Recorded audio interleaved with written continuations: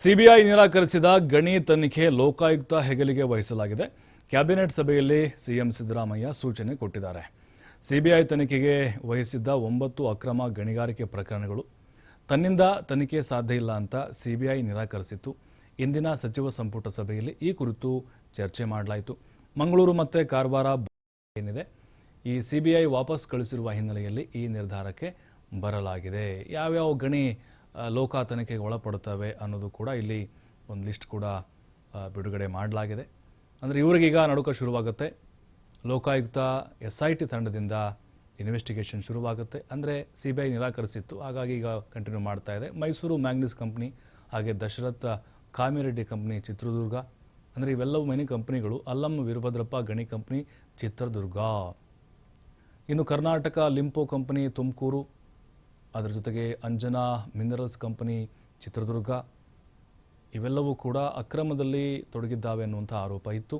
ರಾಜಯ್ಯ ಕಾನೂಮ್ company Chitradurga, Mahalakshmi and co Tumakuru, ಅದರ ಜೊತೆಗೆ M Srinivasulu company Chitradurga, Lakshmi Narasimha mining company Chitradurga, G Rajashekar ಮಾಲೀಕತ್ವದ ಕಂಪನಿ ತುಮಕೂರು.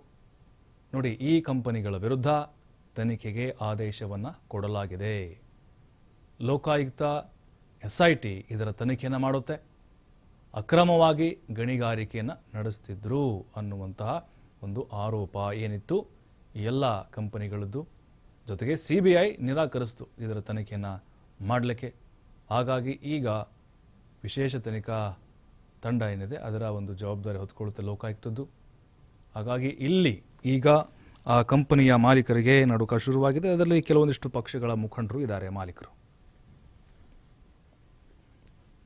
ತಮಗೆಲ್ಲರಿಗೂ ಗೊತ್ತಿದೆ, ನಾವು CBI ಕೊಡಬೇಕು ಅಂತೀವಿ, CBI ಕೊಡ್ತೀವಿ. CBIದವರು 6 ಪ್ರಕರಣಗಳಲ್ಲಿ they have declined to take up investigation. They said DOPT has not given permission yet.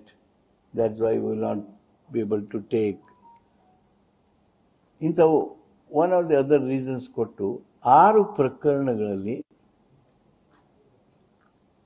ನಾವು ಇನ್ವೆಸ್ಟಿಗೇಷನ್ ಮಾಡೋದಿಲ್ಲ ಅಂತ ಹೇಳಿದರು.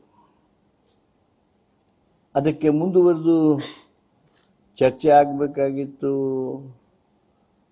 ಇನ್ವೆಸ್ಟಿಗೇಷನ್ ಆಲ್ಟರ್ನೇಟಿವ್ ಏನಾರ ಹೇಳಬೇಕಾಗಿತ್ತು, ಪರ್ಯಾಯ ವ್ಯವಸ್ಥೆ ರೂಪಿಸಬೇಕಾಗಿತ್ತು, ಮಾಡಿರಲಿಲ್ಲ. ಅವು ಎಂಥವು ಅಂದರೆ, ಈಗ ಬೇಲಿಕೇರಿ ಕೇಸ್ ಆಗಿದೆ ಅಲ್ಲ, ಇದೇ ತೆರನಾಗಿ ಇದು ಮಡ್ರಾಸ್ ಪೋರ್ಟ್ನಲ್ಲಿದ್ದಂಥ material, huge quantum of material.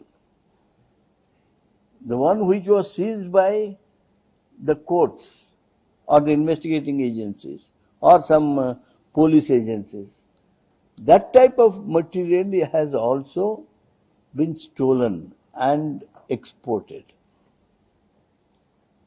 ಅಂತ ಪ್ರಕರಣಗಳೇನಿದ್ದು 5-6 ಪ್ರಕರಣಗಳು